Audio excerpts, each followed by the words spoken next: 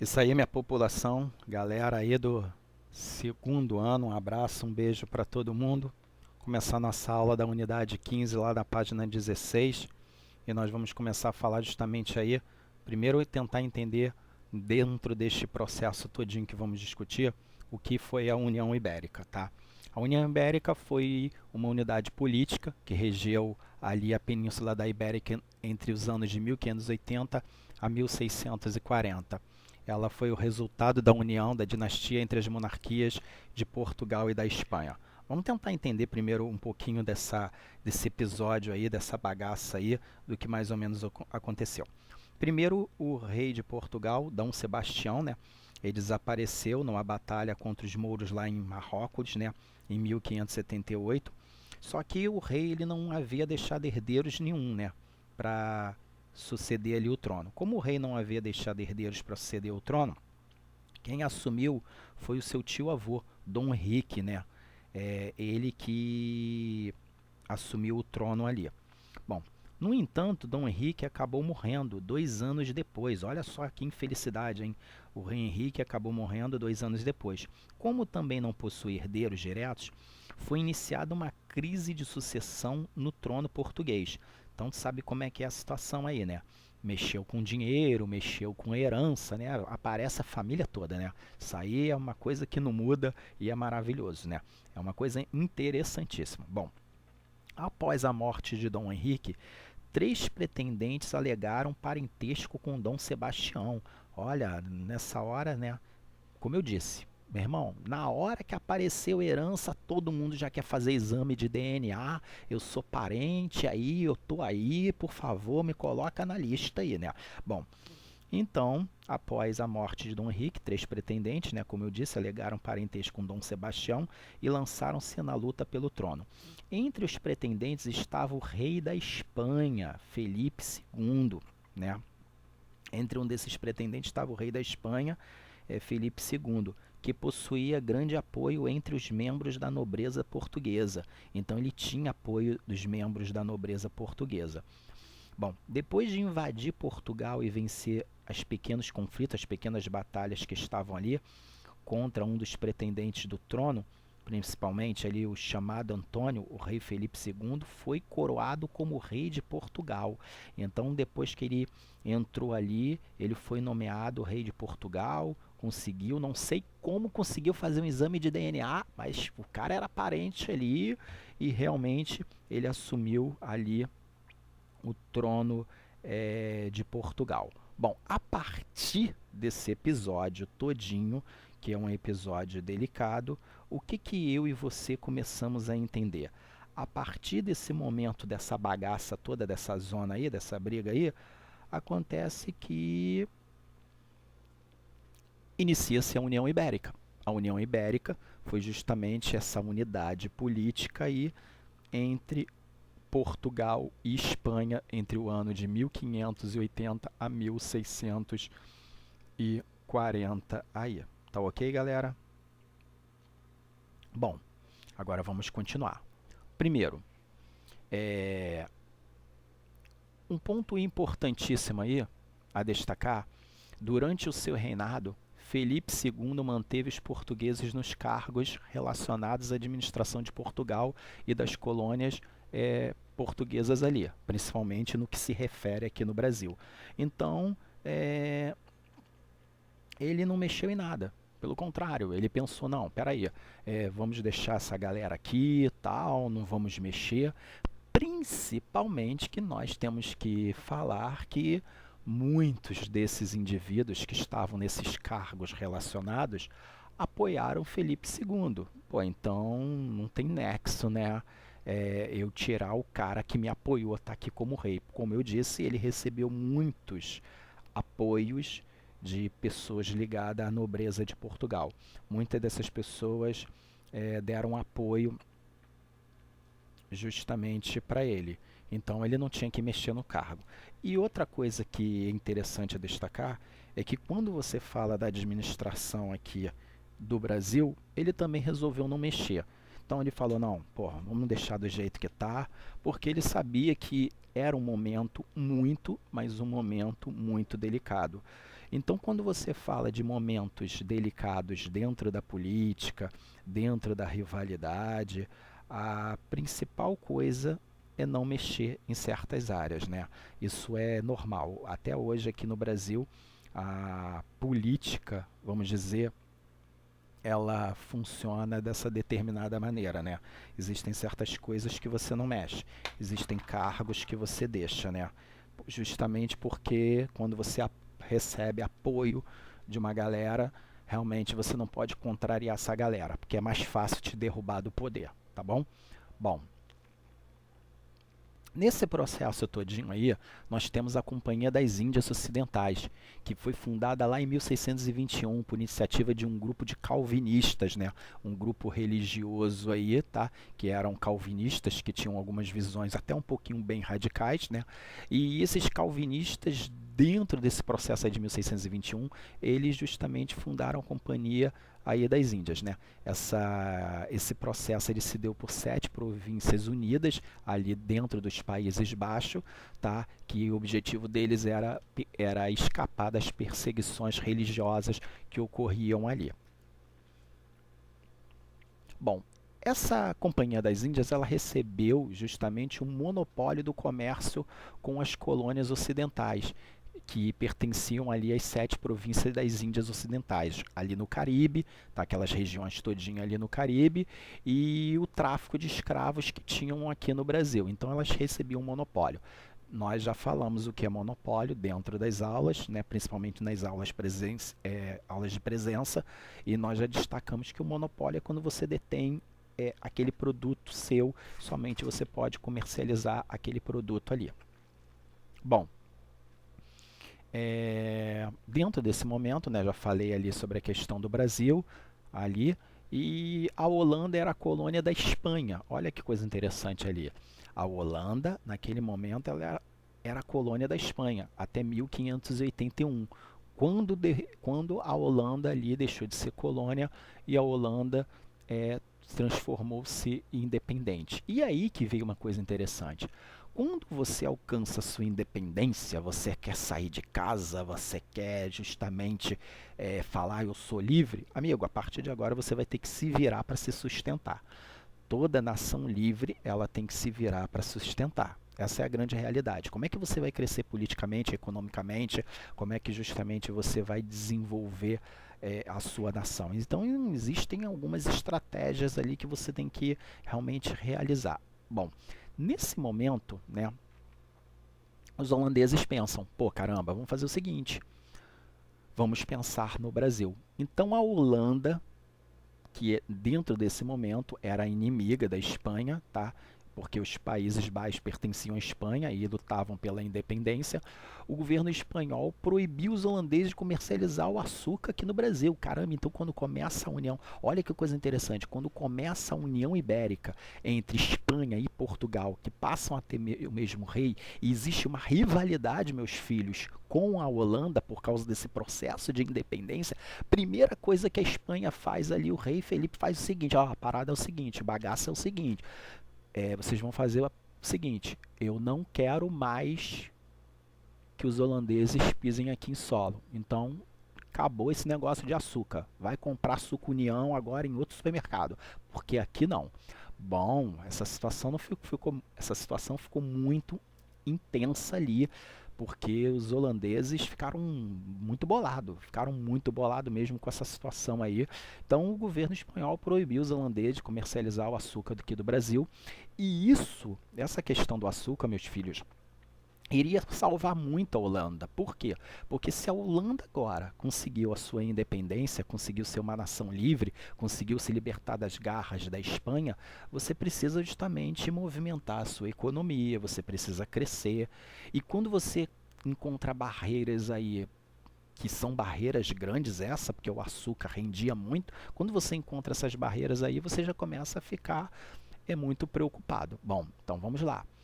A lavoura de cana de açúcar no Brasil, a lavoura de cana de açúcar, ela foi implantada com tecnologias capitais dos holandeses. Olha que coisa interessante, filhos. O sistema de lavoura, de cana-de-açúcar, essa tecnologia de refino, de produção, não foram os espanhóis nem os portugueses que pensaram, não. Meus filhos, foram os holandeses. Os holandeses tinham a técnica, a tática, a ideia. Os holandeses refinavam o açúcar brasileiro e distribuíam para o resto do mundo. Tá? Ganhavam muito dinheiro, porque a ideia era dos holandeses, não era nossa nem da Espanha. Então como é que a Espanha agora chega dando uma de moral? Espera aí, a situação não é bem assim. Vamos lá. Com as invasões, né? Com as invasões, os comerciantes holandeses desejavam conquistar as áreas de produção de cana-de-açúcar aqui do Brasil, né? E aí dominar o refino de açúcar que havia sido proibido. Então o que eles pensaram? Vamos fazer o seguinte, o Brasil é um país muito grande. Realmente, é difícil Portugal, né, que nesse momento Portugal e Espanha estavam juntos, é difícil Portugal agora ter um domínio sobre o Brasil. Realmente, poxa, já viu o tamanho da Espanha, de Portugal e o tamanho do Brasil? Pelo amor de Deus, olha quantos Portugal e Espanha você teria dentro do Brasil. Então eles pensaram, nossa, já que o país é muito grande, nós vamos dominar. Vamos invadir essas áreas de refino de açúcar e vamos ficar com essa área para a gente. Vamos criar ali um estado independente. Era o que pensavam os holandeses. A ideia dos holandeses era essa, realmente criar um estado independente onde os holandeses falassem, ó, tomamos essa terra é nossa e acabou. Pronto, acabou. Essa é a ideia. Bom, só que a gente tem que agora analisar esse mapa. Esse mapa, ele mostra as colônias conquistadas justamente pela Companhia das Índias. Lembra lá que eu falei das Companhias das Índias, como foram formadas, justamente qual era o objetivo? Então, aí você pode reparar nesse mapa os territórios aonde onde havia esse domínio aí das Índias Ocidentais, que foi muito importante, foi muito lucrativo, teve um grande avanço, teve um grande investimento, foi positivo, não foi negativo, pelo contrário. Então, assim, essas colônias conquistadas, elas realmente geravam e davam lucros. Elas incomodavam para algumas pessoas, mas elas davam lucros aí, tá? Bom, em 1535 foi fundada a Vila de Olinda, né? Essa vila, para a gente tentar entender aí, ela foi elevada à vila em 1537 e foi capital da capitania de Pernambuco até 1654. Bom, para a gente tentar entender aí, né, que depois que com a saída dos holandeses, a cidade não recuperou a antiga prosperidade, tá, infelizmente, e Recife passou a ocupar o lugar do centro econômico quando em 1827 foi escolhida ali Olinda como a capital de Pernambuco. Isso aí é só para a gente tentar entender ali mais ou menos o que aconteceu. Então a cidade ali de Olinda, né, a cidade de Olinda, que ela foi elevada à vila em 537, ela foi fundada no ano de 1535 ali, tá ok? E foi uma região de grande importância para os holandeses e na produção e refino de açúcar. Bom, os holandeses do norte viam em rebelião aberta contra a coroa da Espanha desde 1568, mas foi em 1602 a 21 que eles levaram a guerra ao campo do inimigo e foram eles também chamados justamente neerlandeses ou batavos, os primeiros europeus a arrancarem do controle dos conquistadores ibéricos um grande naxo de terra que hoje é chamado de América do Sul. Isso ocorreu justamente aqui no território do Brasil. Todo esse domínio, toda essa invasão, ela ocorreu justamente aqui na América do Sul, tá? Aqui no Brasil. Bom, e os holandeses não pararam por aí não, pelo contrário. Os holandeses invadiram a Bahia em 1621, sem sucesso, e invadiram a capitania de Pernambuco em 1630. Bom, aí o bagulho ficou feio, porque já que não conseguiram ter sucesso na Bahia, conseguiram ter sucesso aonde? Conseguiram ter sucesso em Pernambuco. E lá eles ficaram de 1630 até 1654. Bom, A extensão territorial da Holanda, fundada pelos holandeses na região do Nordeste do Brasil, ela existiu desde 1630 a 1654. Os holandeses só foram expulsos do Nordeste em 1654, com a vitória dos brasileiros na Batalha de Guarapares. E aqui nós podemos dar uma olhadinha nesse mapa aqui. Tá bom, meus filhos? Vou beber um copinho d'água aqui agora, enquanto vocês dão uma olhadinha nesse mapa. Isso, a água hidrata, tem que beber bastante água. Estão dando uma olhadinha no mapa aí? Então, presta atenção nesse mapa aí. Não sei se esse mapa tem no livro de vocês, eu não confirmei, mas presta atenção nesse mapa aí. Esse mapa aí é justamente este domínio aí. Vamos continuar prosseguindo aqui. Bom, Maurício de Nassau, 1604 a 1679. Tio Léo, quem foi esse indivíduo? Foi um conde militar e administrador holandês, governou as províncias holandesas no Brasil e instalou a capitania do Brasil holandês na cidade de Recife, na capitania de Pernambuco. Foi um cara visionário, foi um cara de ideia, foi um cara de estratégia. Aí, tá ok, galera? Bom, a gente tem que entender o que esse indivíduo fez. Bom, ele reativou, tá, a base econômica, política ali e financeira açucareira. Ele abriu crédito, tá, para a grande elite. Ele garantiu a liberdade religiosa, tá, essa grande liberdade religiosa, principalmente aos calvinistas. Remodelou e urbanizou a cidade ali de Recife e Olinda. Ele remodelou, ele urbanizou aquela área, ele deu investimento naquela área. Tanto é que apelidaram a cidade ao nome dele, justamente por causa dos avanços que ele fez ali naquele território. Foi um cara que pensou que tinha que urbanizar, foi um cara que pensou que tinha que abrir linha de crédito, foi um cara que pensou que tinha que ativar as bases de refino açucareira. Então, a partir daí, foi um cara de grande estratégia política e visionária ali nesse momento. Então, esse indivíduo, esse conde militar e administrador holandês que governou as províncias holandesas no Brasil, tá? Ele foi um cara de grande impulso aí, tá? Bom, e nesse mapa que vocês estão vendo aqui agora, vocês estão vendo as zonas de cultivo de cana-de-açúcar. Então, se você parar para analisar, contornando ali todo o nosso oceano, você tem de Santos, São Paulo, Rio de Janeiro, você tem Campo do Goytacazes, Vitória, Porto Seguro, Ilhéus, Salvador, Cachoeira, Penedo, Porto Calvo, Recife, Olinda, Natal. Você tem, olha quantos engenhos você tem. Só na parte ali de cima, que era justamente administrada pelos holandeses, você tem 66 engenhos. Um pouquinho aqui para baixo, ali perto de Penedo e Cachoeira, em Salvador, você tem 36 engenhos. Ali entre Ilhéus, Porto de Seguro, você tem 4 engenhos. Em Vitória, 6. Campo dos Goytacazes, Rio de Janeiro, de 3 a 6. E São Paulo, São Vicente Santos, você tem ali aproximadamente 4 engenhos.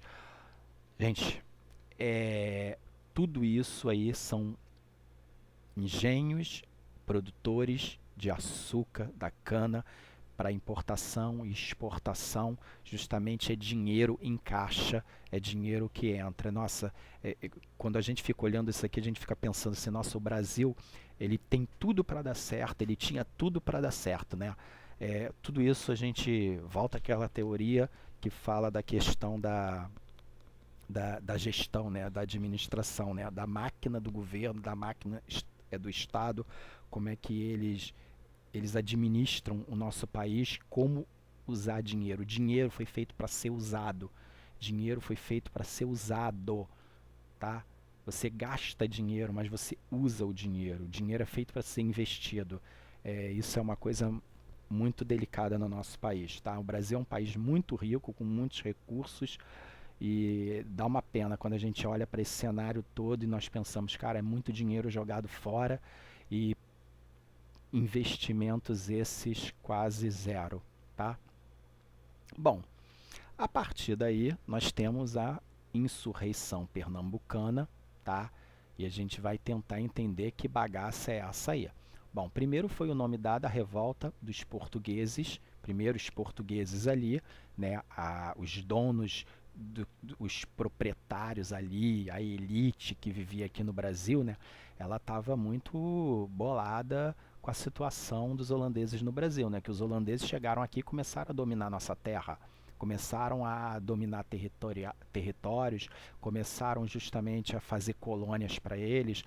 Então, assim, esses portugueses aqui começaram a justamente, os portugueses, os brasileiros que estavam aqui, começaram a se reunir e pensaram, pô, a gente tem que tirar esses caras daqui. A gente não pode deixar essa galera aqui. Pelo contrário, temos que mandar essa galera,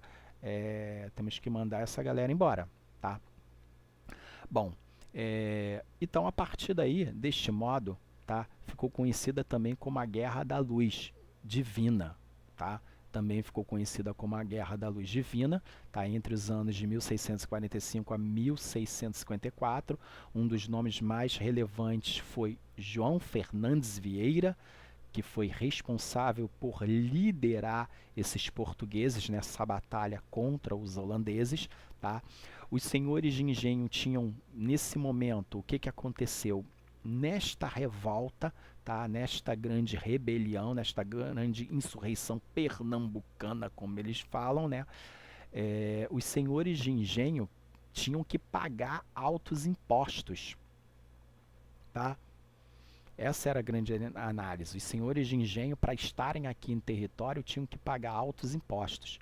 Assim, cansado das condições impostas, eles começaram a se revoltar contra a situação. Oh, peraí, nós não vamos pagar nada não.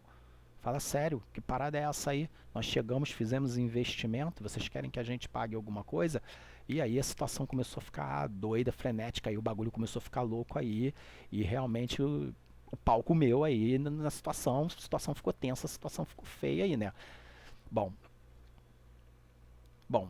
os líderes da revolta instauraram um governo provisório, estabeleceu a extinção de alguns impostos, a igualdade de direito para brancos, a tolerância religiosa, a liberdade de imprensa e consciência.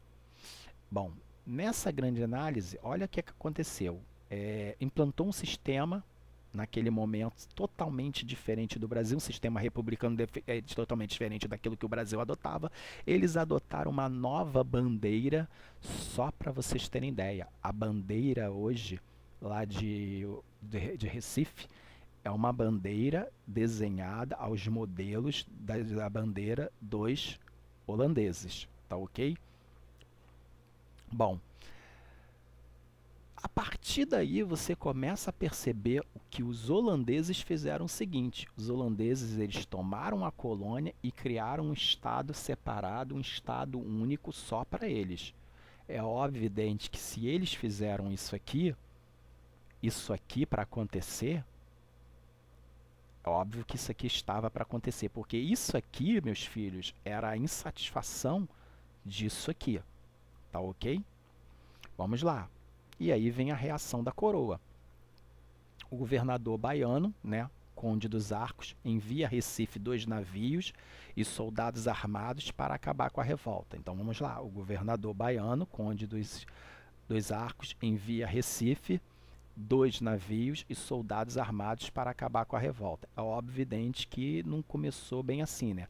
Porque se você parar para analisar aqui o mapa, a situação ela não estava muito boa, porque realmente depois foram enviados mais navios para a região ali, tá bom? Bom, então vamos lá. Meus filhos, Dom João VI envia reforço do Rio de Janeiro. Olha só. Então, se você parar para analisar, esse aqui é o que, galera?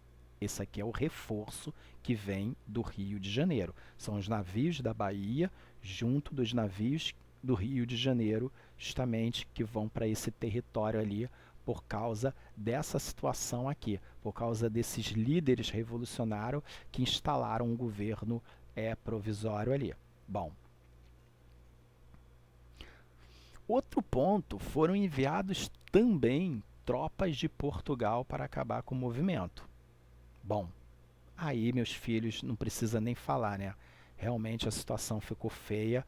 A Holanda, ela não tinha como resistir mais, né?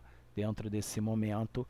E meus filhos, passou a ser uma coisa muito delicada. Então, a partir de agora, era o fim da primeira tentativa de instalar uma república em solo brasileiro ali, eliminando a monarquia e criando uma colônia que pudesse ser justamente de outro território. Bom, a insurreição pernambucana durou 9 anos. Em síntese, os portugueses conseguiram a retirada dos holandeses no Nordeste brasileiro. Porém, essas batalhas realmente só foram resolvidas quando Portugal e Holanda assinaram um acordo amigável entre esses dois países, tá? E a partir daí, deste modo, o acordo ficou conhecido como Tratado de Paz de Haia. No dia 6 de agosto de 1661, foi assinado o Tratado de Haia, também conhecido como a Paz de Haia, entre Portugal e justamente essas províncias unidas dos Países Baixos. Com a assinatura deste tratado, os territórios conquistados pela Holanda no Brasil, renomeados como Nova Holanda, tá? Não é a comunidade Nova Holanda aqui do Rio de Janeiro não, tá, gente, tá? Por favor, meus amores, é Nova Holanda lá no Nordeste. Bom, renomeados como Nova Holanda ou Brasil holandês, foi oficialmente devolvido a Portugal. Bom, e aí, em 1661, tem o Tratado de Haia. Os holandeses resistiam em abrir mão dos territórios no Brasil. Portugal estava aliado justamente com a Grã-Bretanha, uma poderosa economia mundial, uma marinha impecável, e havia ali os holandeses que não... Os holandeses, então, nesse momento, eles aceitaram este acordo. Portugal pagou uma indenização de 4 milhões em moedas portuguesas para os holandeses. Portugal, então, cedeu colônias, tá? Algumas colônias que Portugal tinha, que Portugal não se interessava muito, tá? Para esses holandeses aí, tá? O território ocupado de 1630 a 1654 correspondia principalmente ao leste da capitania de Pernambuco, tá? Itamaracá e Paraíba. Pelo tratado, a Nova Holanda foi vendida a Portugal, né? Por esse tratado assinado, a Nova Holanda foi vendida a Portugal por 8 milhões, tá? De florins ali, equivalente a 63 toneladas de ouro. Além disso, Portugal cedeu justamente alguns territórios ali, tá? Para a Holanda, tá? Territórios fora da jurisdição brasileira, tá ok? Em troca, tá? A Holanda reconheceu a soberania portuguesa aqui do Brasil e Angola. Bom, por fim, a insurreição pernambucana colocou todos os brasileiros e aliados para trabalharem unidos. Olha que coisa interessante, foi a primeira vez que negros, mestiços, índios, portugueses e brasileiros defenderam interesses mútuos aí. Bom, não preciso nem fazer um comentário malicioso a partir daí, né? Porque negros, mestiços, os nativos foram apenas ali naquele momento chamados por uma causa de interesse particular de Portugal. Só isso. Mas nós sabemos apenas que o objetivo de Portugal não era perder uma parte do Brasil. O objetivo de Portugal era recuperar. Isso porque nós sabemos muito bem, Portugal já teve a experiência dos franceses querendo dominar território aqui no Brasil, que era território hoje que pertence ao Rio de Janeiro, agora vem os holandeses. Então, assim, todo tipo de estratégia política utilizada pelos portugueses nesse exato momento são válidas ali e eles fazem o que eles querem, né? Nessa hora eles conseguem negociar com negros, com mestiços, com índios, né? Quando é de interesse do governo, eles conseguem fazer de qualquer coisa, né? Quando é interesse nosso, a situação muda aí. Bom, particularmente isso aí é o resumo dessa aula de hoje. Eu agradeço a participação aí de todo mundo, um abraço, um beijo para todos, todo mundo se cuidando aí. Fui, galera, e até a próxima aula aí.